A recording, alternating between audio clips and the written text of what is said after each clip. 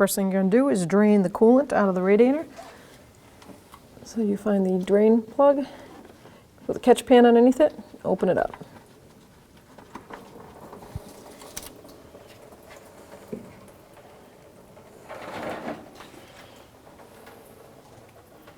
Three mounting bolts holding this upper shroud on.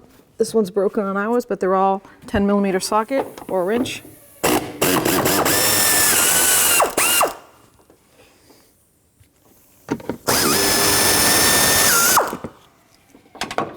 And you're just gonna pop it out and lift it up.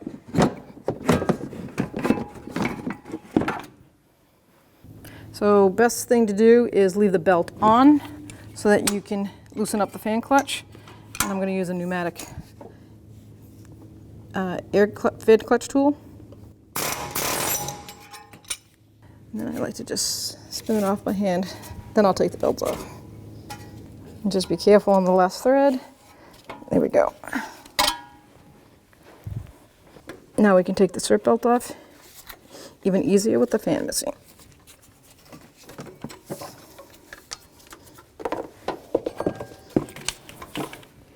Okay, 50mm socket. I'm taking the idler pulley off because you can't see the full complete of the water pump, so it's easier just to take it off.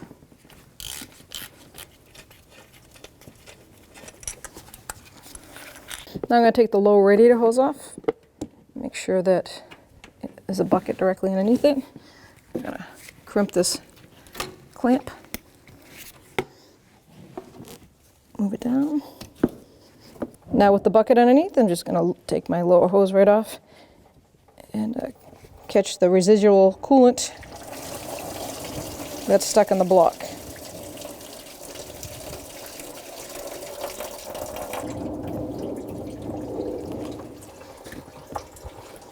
So there's 7 bolts complete to removal and installation on this water pump. So I'm going to start at the bottom here, 14mm socket, and I'm just going to break them all free.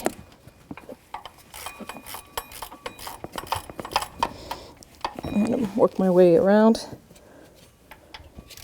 Just going to loosen them all up.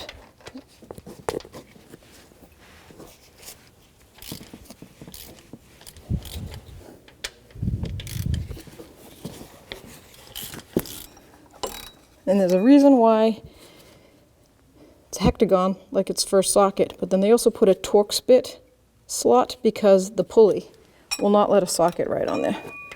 So I will loosen up this one, and then I'll get my Torx bit. So the last bolt here is a T50. I just use an extension.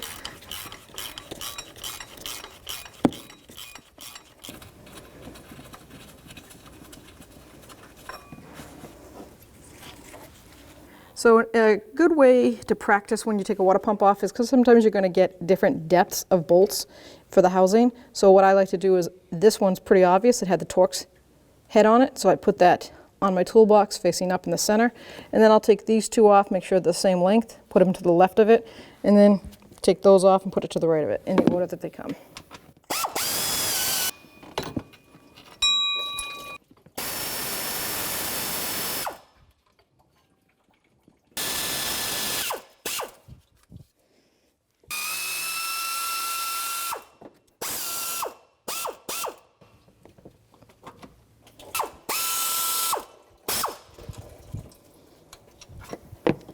So we have the last thing to do is take this clamp off for the bypass hose on the water pump. Now I took all the bolts out for a reason.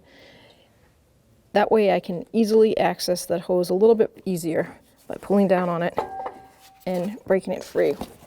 Because there's no room to move that clamp around, so sometimes you actually have to hold the clamp and see if you can squeeze it up there, and then weasel this pump right out. I'm just going to use a flathead screwdriver and carefully manipulate that hose right off that fitting. I don't want to tear that hose.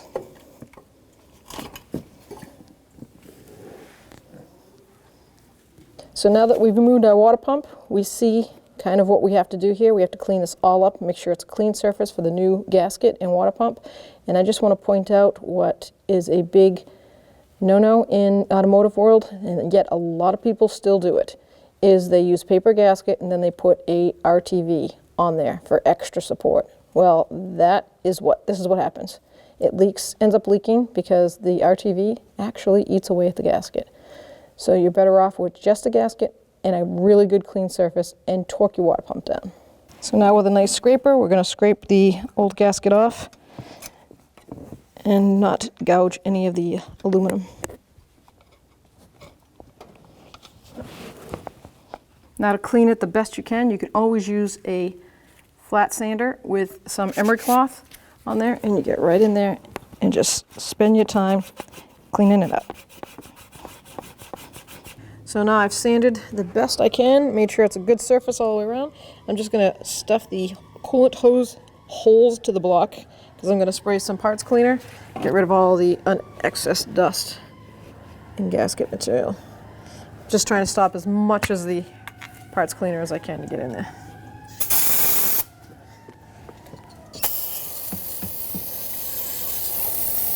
So now we're just going to wipe the surface down, make sure it's nice and dry, and we're ready to install. So with these 4 long bolts, they actually go into the water jackets. So good practice to do is to use Teflon paste. It's a liquid paste you put on there, and it'll harden in the threads, but it won't lock it like a thread locker. But I don't have any, but I'm going to use the Teflon tape. And I'm just going to put probably about 1 inch wide midway down right here, so that way it will grab the threads and no coolant will come by it.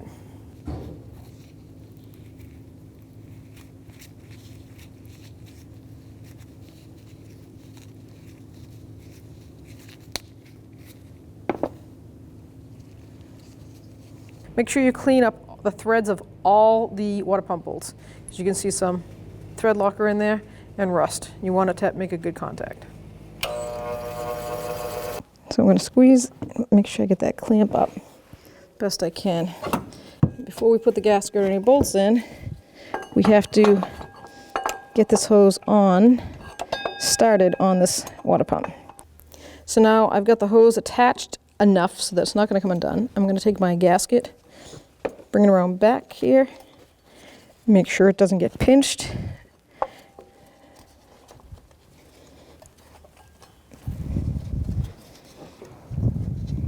Now I've got the 2 bolt holes over here. I'm going to put 2 of the bolts, start them, so that way I'm sure that the gasket is not going to slip. Now holding those in place, I can bring it around.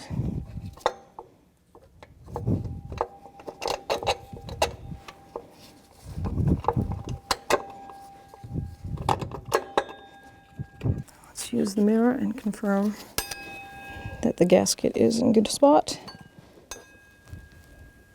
Yep, gasket's all lined up. I'm going to look through the bolt hole. Yep, perfect. I'm going to put all 4 long bolts in.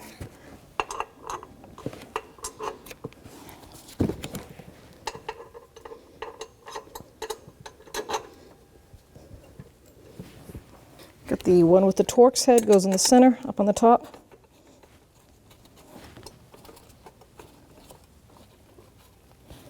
And then the one right down here. The reason you want to always get all the bolts started by hand and leave the water pump so that you can wiggle it and make sure that they're all in the actual holes and started.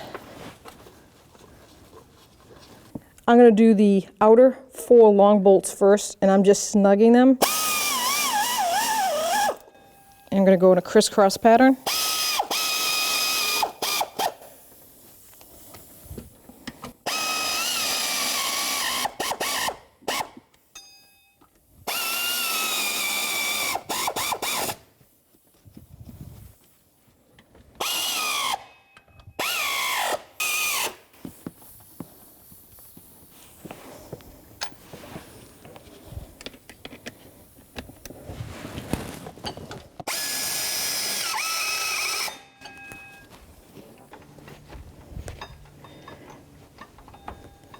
Okay, now we're going to torque all the water pump bolts. So the torque spec is 30 foot-pounds, and I'm going to tighten this up in a crisscross pattern.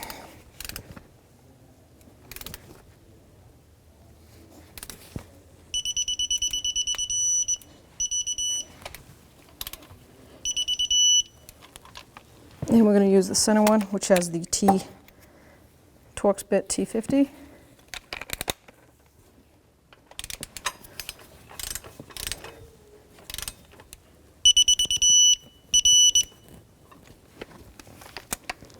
And the last one is right below where we started.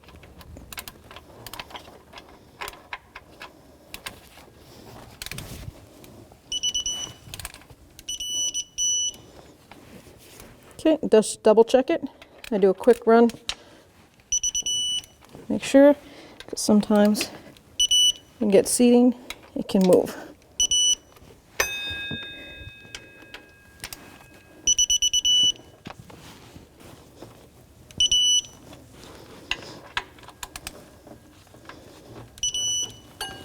Now with the water pump fully secured, I'm going to give this one last little nudge to go into the seating.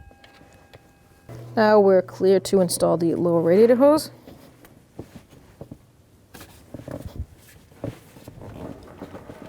Make sure it's seated all the way. So now I'm going to use this clamp style. Let's see if I can get that on there. It's so much easier to use than pliers on the larger size. And I'm going to line that up same way it came off. So you see that increase right there, little crease. I want to line that triangle up with the way it was. Believe it or not, it will leak if it offsets from that crease. So now we're just going to take the new tube. We still have the bolt in place. I put a little silicone paste on the O-ring because there's an O-ring right there, comes with it. I'm going to line that up. And I'm going to slide that right in. Make sure it's bottomed out. Just give it a little tap. Perfect. Now it's seated. Tighten up the mounting bolt. Just snug it up. Now we're going to rehook up the bypass hose. Bring it all the way down to the stop, which is right here. Then we can grab the clamp and put that down.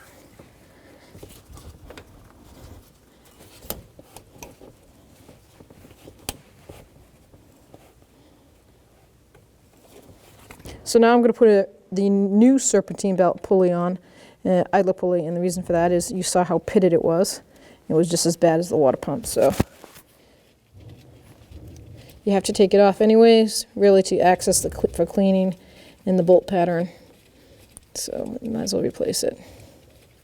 I put a little lock thread on there, low medium grade, and we're going to torque this to 35 foot-pounds.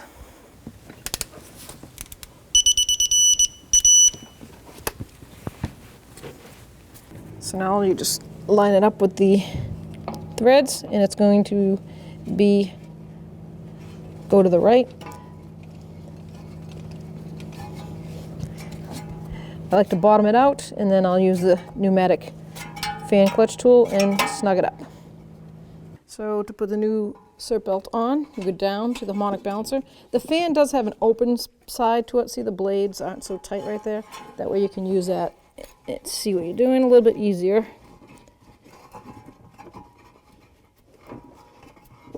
Just gotta be patient. Fans, blades are always in the way.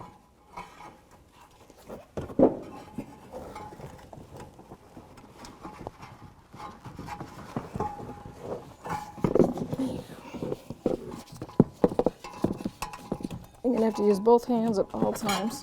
So you gotta keep tension on it. Run the back side of the belt around the water pump pulley.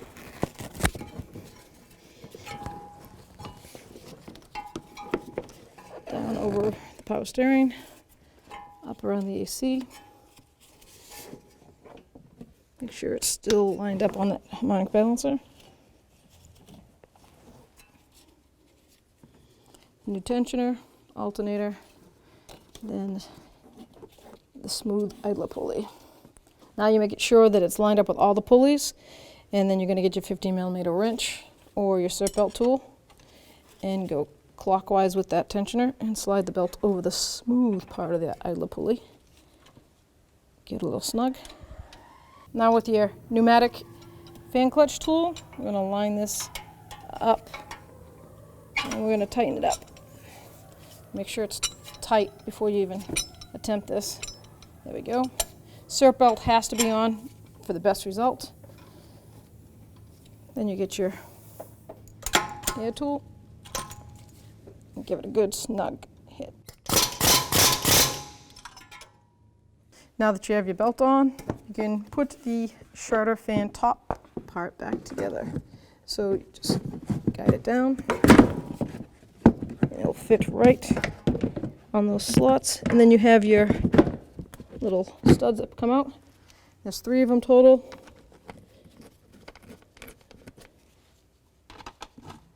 And then 1 down on the side here.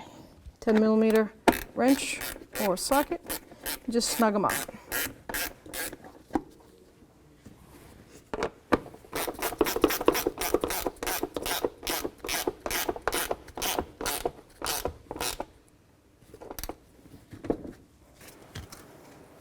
Now all we gotta do is add fluid.